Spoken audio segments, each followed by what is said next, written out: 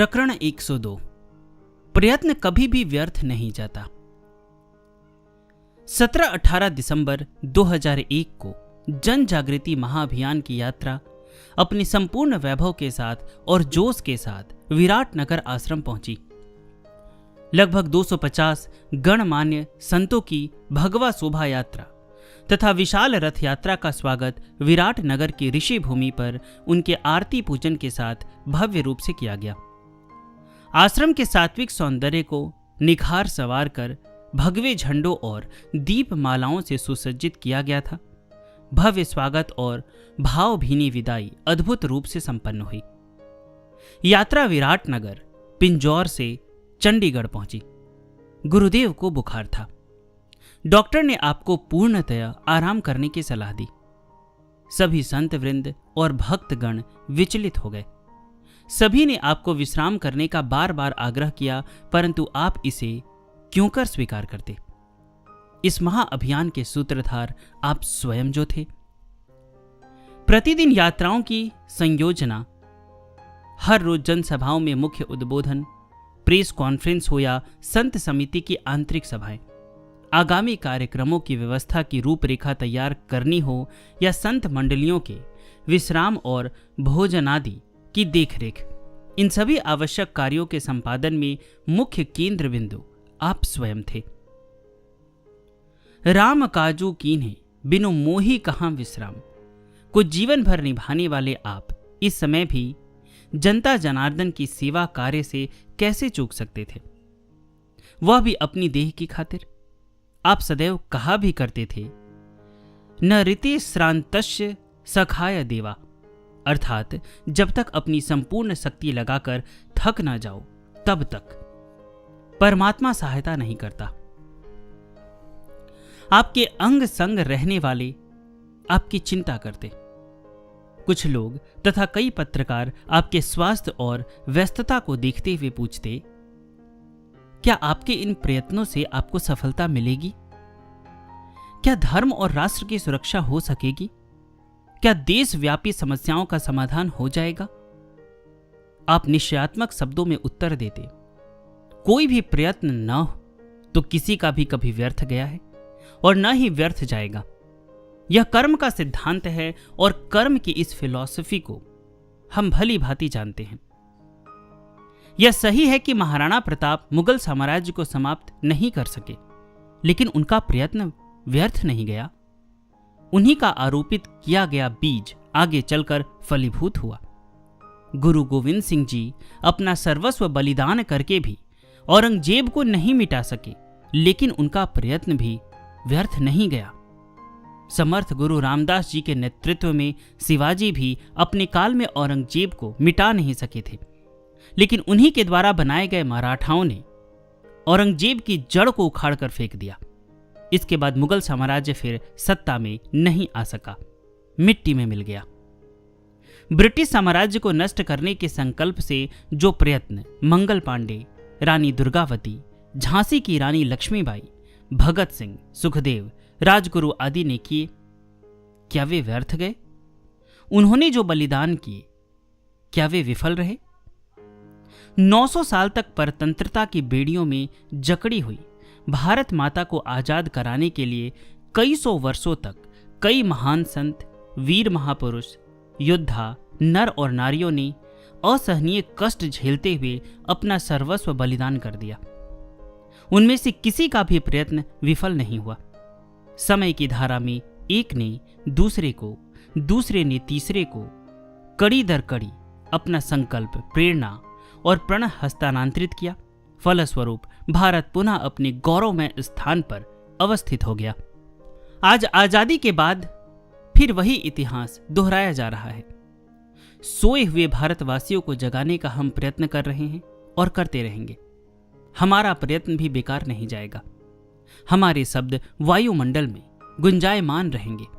इसी भूमि पर 100 करोड़ में से कुछ लोग ऐसे निकलेंगे जो हमारे उद्देश्यों को पूरा करने के लिए आगे आएंगे। हम इस यात्रा के द्वारा उन्हीं की तलाश कर रहे हैं। हम भी ऐसे किसी चंद्रगुप्त की खोज में हैं जो चाणक्य की तरह आज हमारे संकल्पों को पूरा कर सके और भारत को उसके गौरवमय स्थान पर प्रतिष्ठित कर सके। हमें विश्वास है हमारे संकल्प, हमारे प्रयत्न व्यर्थ नहीं जाएंगे। इसी संकल्प के साथ गुरुदेव अस्वस्थ होते हुए भी बिना किसी विश्राम के महाअभियान की यात्रा के आगे आगे चलते रहे। प्रकरण 103, एक कठिन निर्णय। जन जागृति महाअभियान में प्रतिदिन 8-9 घंटों की यात्रा, फिर विशाल जनसभाओं को घंटा 1.5 घंटा संबोधित करना, विभिन्न स्थानों के पत्रकारों से बातचीत करना और रात्रि को देर रात तक संत जनों से आगामी कार्यक्रम के बारे में विचार विमर्श करना, यह सभी कुछ गुरुदेव अस्वस्थता की हालत में ही करते चले गए।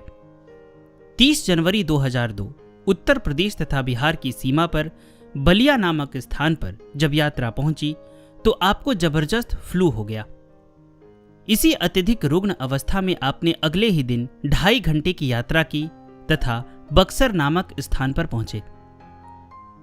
बक्सर में खुले मैदान में विशाल जनसभा को संबोधित करते हुए आपने पूर्ववत सिंह गर्जना की। उद्बोधन के पश्चात आप अपने विश्राम स्थल पर आए, लेकिन आपका स्वास्थ्य अधिक बिगड़ गया। अगले दिन 4 घंटे की यात्रा करके सभी को गया नामक स्थान पर पहुंचना था, परंतु आपके स्वास्थ्य को देखते हुए सभी संतों ने निर्णय लिया कि आप एक दिन विश्राम करने के पश्चात अगली जनसभा में उनके साथ मिल जाएंगे। गुरुदेव के सन्यासी शिष्य चिदघनानंद जी तथा राकेश बाद में स्वामी राघवानंद जी गुरुदेव के पास रुक गए और यात्रा आगे चली गई। इधर 6 फरवरी 2002 गुरुदेव के जन्मोत्सव के अवसर पर ब्रह्मर्षि मिशन के केंद्र स्थान विराटनगर पिंजौर में 10 दिवसीय महोत्सव मनाया जा रहा था। सन 1972 से गुरुदेव देश विदेश में कहीं भी होते, परंतु आपका जन्मोत्सव अंतर्राष्ट्रीय स्तर पर विराटनगर में ही मनाया जाता था और उसमें आपकी उपस्थिति अनिवार्य हुआ करती थी। परंतु यह प्रथम अवसर था कि आपने अपनी अनुपस्थिति में अपने भक्तों को यह उत्सव मनाने का आदेश दिया। संभवतः आपके अंतर मन का यह भी कोई पूर्वाभास कराने वाला संकल्प था और जन्मोत्सव आपकी अनुपस्थिति में कैसे मनाया जा सकता है, इस कठिन परीक्षा में से कैसे गुजरना है, इसका अनुभव भी शायद आप अपने भक्तों को कराना चाहते थे।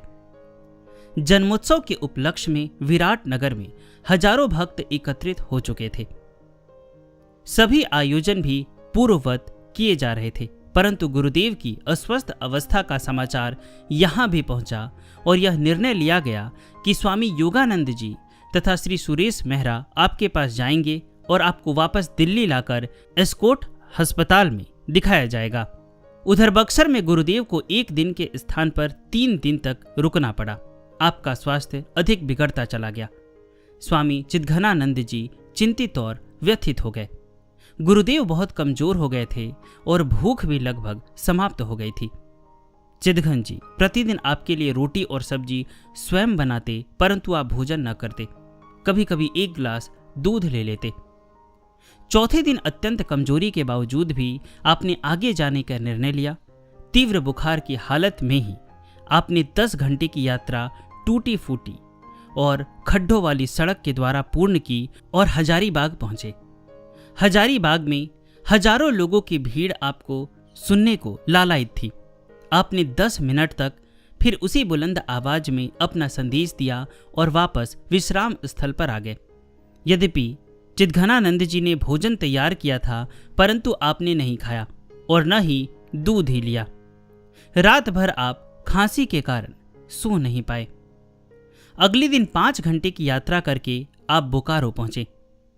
चिदघनानंद जी ने फिर भोजन बनाकर साथ ले लिया था, परंतु आपने भोजन के स्थान पर थोड़ा सा नींबू पानी शहद ही लिया।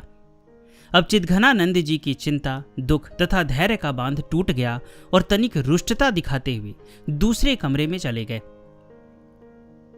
गुरुदेव भक्त वत्सल थे। कोई भी शिष्य उनसे रुष्ट हो जाए यह उनके लिए असहनीय हुआ करता था। जब तक शिष्य को मना न ले तब तक आपको चैन नहीं पड़ता था। आपने इसी कोमल स्वभाव के कारण आप मां की तरह लाड़ और प्यार से तुरंत झुक जाया करते थे। इस समय भी अपने सहज स्वभाव से अपने नाराज शिष्य को मनाने हेतु प्यार से बुलाया और अनिच्छा होते हुए भी बोले, बेटे चलो, थोड़ी सब्जी और एक रोटी बनाकर दे दो। शिष्य ने भी तुरंत चतुराई से 2 रोटी के बराबर की 1 रोटी बनाई। रोटी तथा सब्जी गुरुदेव के सामने रखी। आपकी दृष्टि से यह चतुराई छिप न पाई।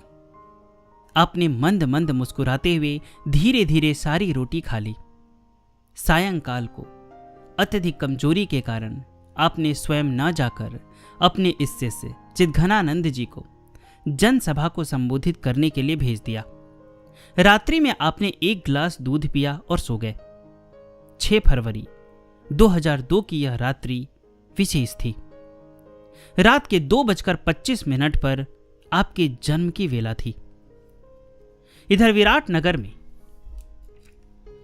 जगमगाते दीपकों के मध्य गायन और नृत्य के साथ आपकी अदृश्य उपस्थिति को महसूस करते हुए हर्षोल्लास से जन्मोत्सव मनाया जा रहा था। और उधर बोकारो के एकांत नीरव कक्ष में गुरुदेव न जाने अपनी किस आध्यात्मिक अवस्था में लीन थे कि चिद्घनानंद जी ने राकेश के साथ रात्रि 2:25 पर श्री चरणों का सेवन किया। भजन गाया, आरती की, चरण वंदना की, कुछ फोटो खींची और अपने भाग्य और गुरुदेव की कृपा का स्मरण कर तृप्त हुए कि इस शुभ वेला पर उन्हें श्री चरणों का सानिध्य प्राप्त हुआ। अगले दिन 7 फरवरी 2002 को स्वामी योगानंद जी और सुरेश मेहरा जी भी श्री चरणों में पहुंच गए।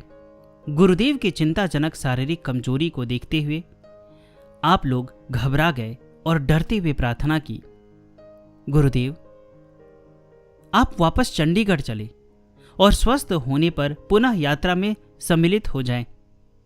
सभी हैरान रह गए जब आपने स्वीकृति दे दी। यह सभी के लिए तो हर्ष का विषय था, परंतु आपके लिए एक बहुत कठिन निर्णय।